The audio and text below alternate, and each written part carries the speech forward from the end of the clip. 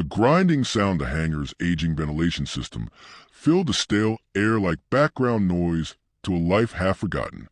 Sparks danced from a welding torch in the corner, where Miko knelt beside a disassembled hoverhauler, cursing softly as a bolt snapped in half in his wrench. His face, smudged with oil and determination, wore the expression of someone too young to be this tired. Try loosening it before brute forcing it next time. Tess called from her console, not even turning to look. Her fingers flicked across a cracked interface screen that pulsed faintly with blue light. A rig she'd salvaged from a military junkyard and rebuilt to suit her own language. She was precise, her voice clipped, impatient only with incompetence. Across the hangar, Grav hefted a crate of plasma coils as though it weighed nothing. Quiet as always, he placed it down near the workshop bench with a soft thud. There was no need for words between him and the others. His massive frame and scarred knuckles spoke enough about his life before this mechanic's refuge. Joran stood at the center of the cluttered space, arms folded, eyes scanning. To the rest of the galaxy, their outpost on Graydon's belt was little more than a rusting auto yard orbiting a forgotten moon. To him, it was a place to keep moving forward while pretending the past hadn't carved its signature deep into his bones. He'd built this crew from ash in memory, chosen not for their resumes, but for the edges life had filed them into. The silence broke with mechanical whine, sharp, synthetic, and urgent. A comms beacon lit up red across the control bay wall. Hara, who had been taking stock inventory on an old datapad, looked up sharply. Encrypted transmission. Class 9 clearance, she said, tapping to open it. Her eyes narrowed. No origin signature. Joran moved beside her, brow furrowed. Class 9? That's military-level encryption. Or something worse, Tess muttered. She'd stopped typing, attention sharpened like a drawn blade. The hologram that unfolded wasn't a voice message. It was a visual, a contract, encoded with seals that pulsed faintly. A single line of text appeared, flashing white across black. Priority restoration order. Immediate execution required. Payment upon completion. Below it, schematics began to scroll, blurry, redacted, but unmistakably a spacecraft. The serial numbers were scrubbed. The specs weren't familiar, not entirely, though Tess caught a glimpse of drive architecture that sent her stomach tightening with curiosity. No sender, no log history. This order's a ghost, Hara said, checking the back-end code. And ghosts pay triple, Joran said flatly. Or they kill you slow. No one laughed. What's the cargo? Miko asked, stepping over with the wrench still in his hand. I mean, what are we restoring? Grav grunted. It wasn't an answer, just a reminder that questions sometimes bring trouble. Joran stepped closer to the holo, letting the image reflect in his eyes. The vessel looked ancient, like something pulled from war archives, but there were pieces that didn't fit. The hull was shaped like a falcon's beak, wide in the front and tapering into twin engines that bore distinct ion array plates. A beast built for war, but too graceful to be just a destroyer. It arrives tomorrow, Hara said. Auto-drop coordinates are locked. Payment routing's legit. Triple the standard rate. What's the catch? Tess asked. No identification, no data recording allowed during repairs, and Hara hesitated. No outgoing transmissions until it's gone. That froze the room. Blackout protocol. Joran said quietly, this is a normal contract. Still gonna take it? Tess asked, her eyes fixed on him, calculating. He thought for a moment. The safe answer was no. The smart answer was probably no, too. But that ship, whatever it was, it reeked of unfinished stories. Joran had seen enough war to know that the stories people bury are the ones that return armed. We take it, he said finally. The team dispersed in near-silent acceptance. They all had their reasons for staying, for obeying without argument. Money mostly. But not only that. The next day came with a storm. Outside the hangar's force field shell, Graydon's belt flared with magnetic anomaly. A rare display of bright reds and indigos streaking across space like the galaxy was bleeding light. The delivery ship arrived under stealth cloak, decloaking only long enough to drop the cargo and vanish. No pilots, no messages, just a mechanical hiss as the ship was lowered from magnetic clamps to the hangar floor. It didn't look like much. Scorch plating, pitted armor, a front hull that looked more like the mouth of a predator than a cockpit, its undercarriage grown with weight as it settled. Miko whistled low. What the hell is this thing? Old, Tess said, already circling it. Old and fast. Look at those drive lines. This thing wasn't built by scrapheads. Grab began unpacking the inspection gear without waiting for instructions. Hara started documenting inventory, careful not to skin too close to the hull per the blackout clause. Jorn remained still for a long minute before stepping toward the ship, placing his palm against the cold metal. It felt alive. Power cores completely shut, Tess said, tapping the interface at the side. But there's internal resistance. Whatever's in there, it's sleeping, not dead. No visible insignia.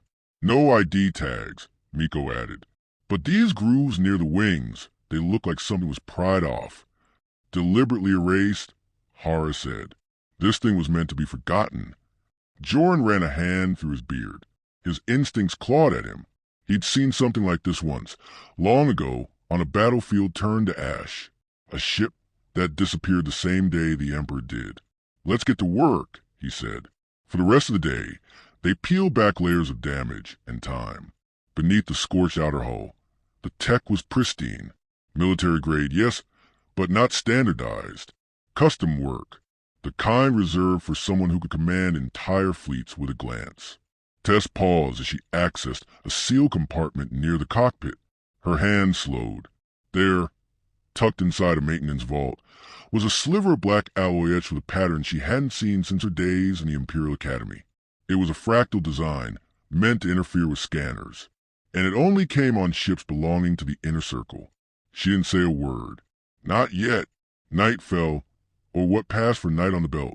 The team clocked out in shifts, exhaustion drawing them to their bunks. But not Joran. He stayed, pacing the perimeter of the ship like a man circling a dream he once had and couldn't wake from. He stared at the front of the vessel again. It looked like it wanted to scream. In the shadows, Tess lingered by a terminal she cracked open without permission. A diagnostic screen flickered once. Then again. She hadn't meant to trigger anything. But now that it had lit up, the words wouldn't stop coming. Access detected. Initiating Protocol K-47. Stand by. Her breath caught in her throat. She quickly shut it down. In the silence that followed, only the faint hum of cooling systems remained. But the air had changed. Something in the ship had noticed them. Something ancient. Something royal. Tess hadn't spoken about what she triggered. Not yet. She told herself it was caution, but the truth ran deeper. It was instinct, something primal that whispered, "This ship knows too much, and it remembers." She spent the next morning dissecting the interface she'd touched, pretending to calibrate sensors while her mind ran wild with questions. The words she saw, Protocol K-47, meant nothing on their own. But the response time, the synthetic structure of the message, it hadn't just been a computer reacting. It had responded. Meanwhile, Joran assigned tasks like clockwork, not missing a beat despite the lingering tension. Miko and Hara worked on mapping the internal architecture, stripping away the burnt outer shell and documenting the cables that snaked through the ship's spine. Grav took to disassembling the stabilizers, half because he had the strength for it, half because no one else wanted to touch the engines until they understood them better. They quickly learned that the ship wasn't held together by conventional means. The internal compartments folded into themselves, hallways that expanded or narrowed depending on energy flow. Tess theorized it was semi-organic memory alloy, the kind outlawed after the war. That should have been their first signal to stop. But they didn't. Curiosity had already anchored its claws in each of them. Hara moved through the ship's secondary passageways, trying to trace the route to the power core. Her scanner flickered. "Something's off with the energy distribution," she said, voice tight over the comms. "These conduits, they're not dormant. They're redirected." "Redirected how?" Joran replied, watching as Grav hoisted another piece of the wing scaffold out of the way.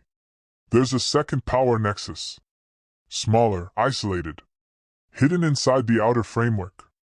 I think the core we saw is a decoy. That was the moment Tess stepped back from her panel and turned toward Joran.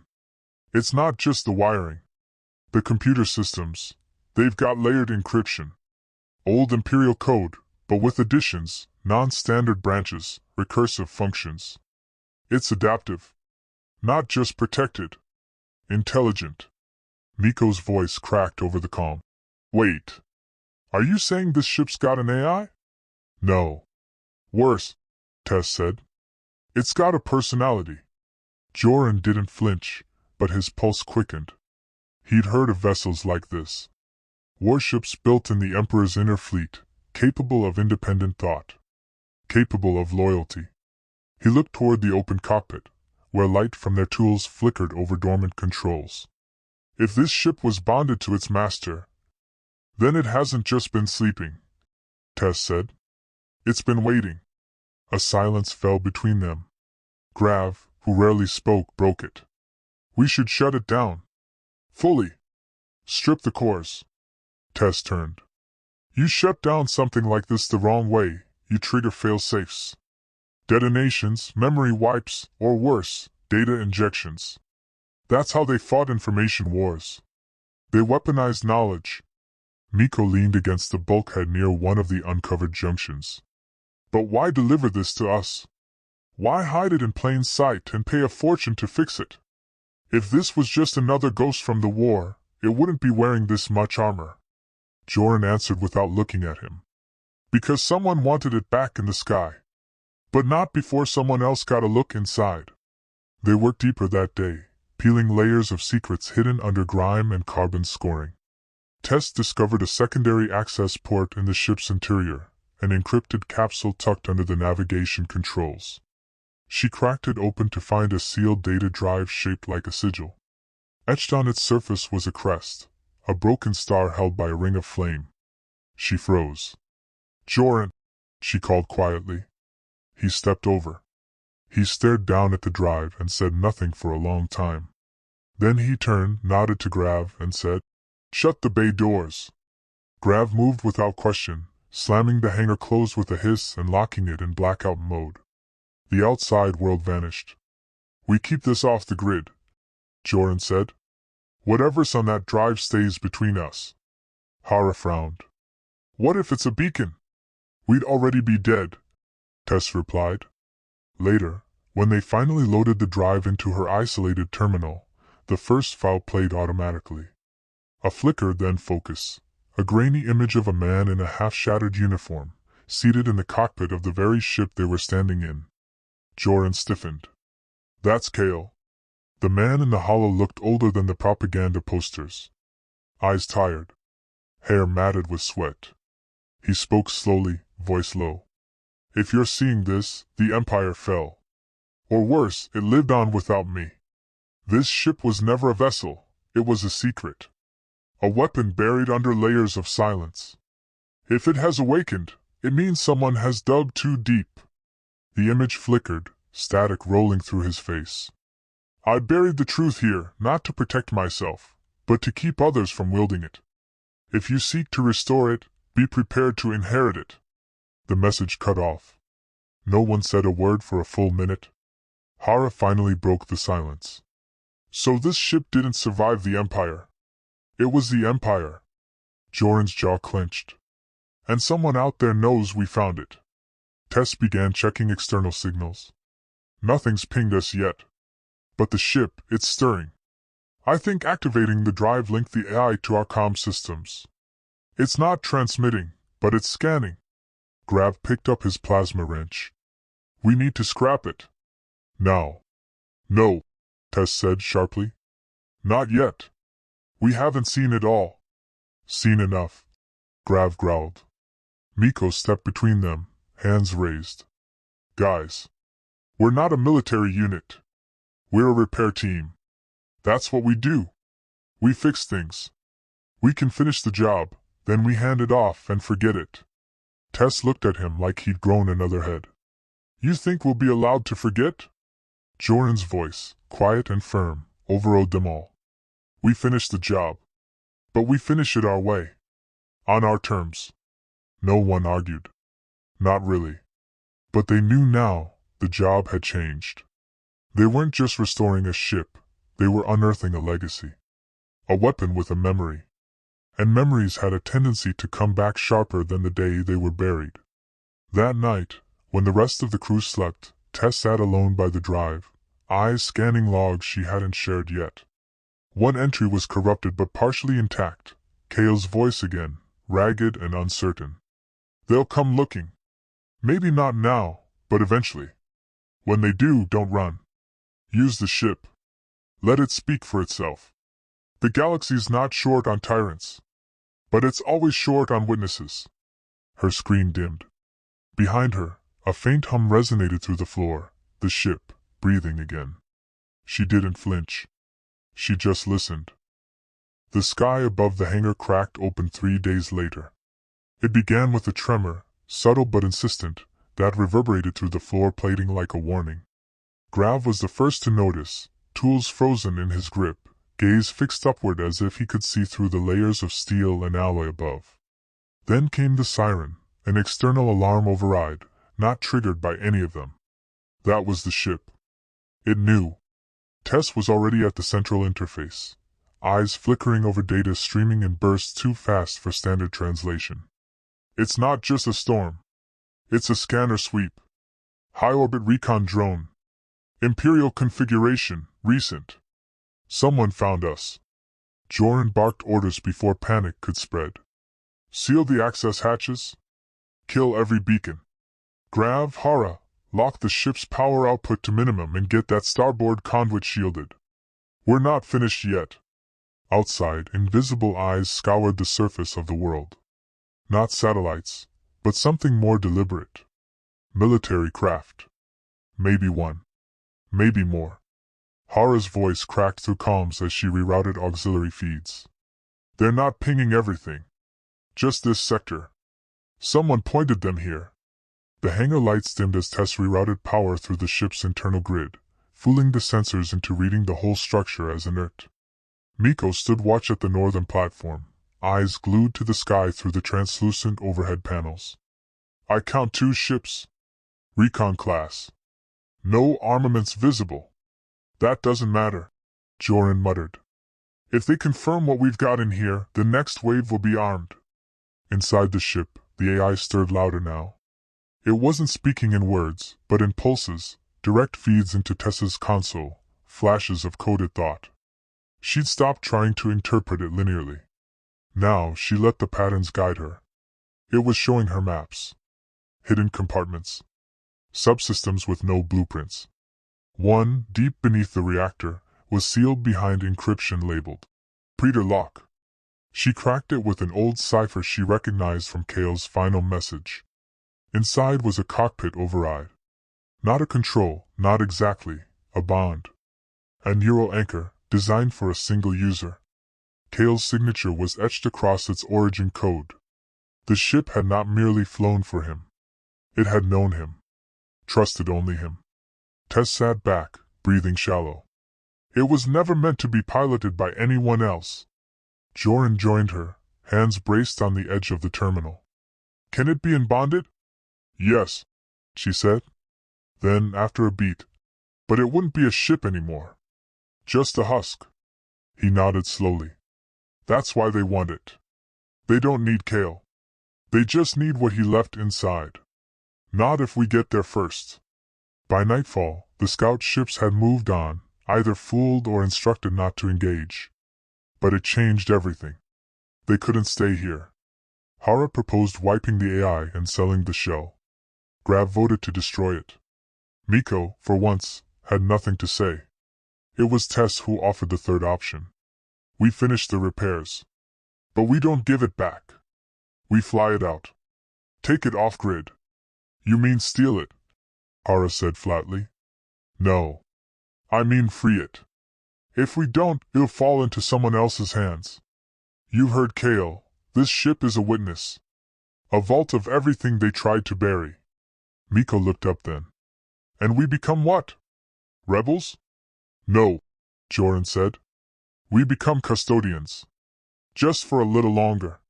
They worked through the night, every movement sharper now. There was no more ambiguity. Every cable they spliced, every circuit calibrated, brought the ship closer to autonomy. The hangar filled with a low thrumming, the sound of something ancient remembering how to breathe. Then came the transmission. Encrypted. Burst packet. No sender. Tess isolated it and played it. A voice, clipped and formal. To the team stationed at Grid 17K, your restoration contract has been revised. Immediate cease and desist authorized by Order 44F. Secure vessel for collection within 72 hours. Non-compliance will result in seizure. Order 44F. Miko muttered. That's black classification. Internal ops. Hara crossed her arms. So we're out of time. Joran turned to Tess. Can it fly? She didn't answer right away. Then, yes. Not fully armed. But it can run. Long enough to get clear. We can't all fit in it, Grav said. We're not all going, Joran replied. Silence. The words hung heavy. I built this team, he continued. I owe you more than dragging you into a galactic incident. Grav, Hara, you stay. Bury the hangar. Make it look abandoned. Miko stepped forward. I'm going with you. No, Joran said. You've got a record. They'll track you. Miko looked at Tess. Then she can't go either.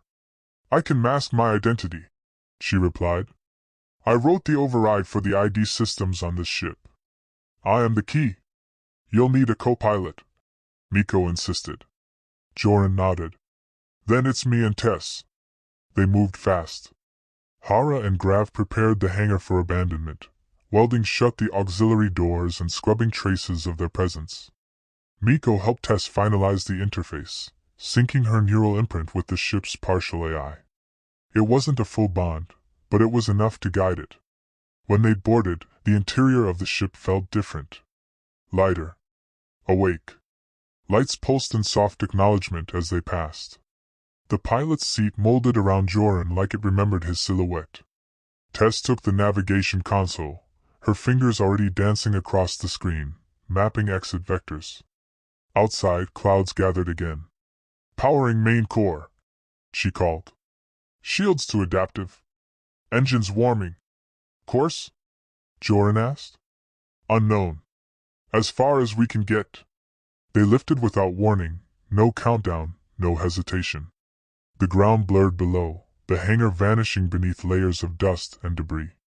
The stars opened above them. As they broke atmosphere, a message pulsed on Tessa's screen. Not from space. From the ship. Identity recognized. Initiating witness protocol. She looked at Joran. It's not done hiding. Neither are we. Behind them, the world shrank into haze. Ahead, darkness stretched infinite and uncharted. But now they weren't running from the past. They were carrying it.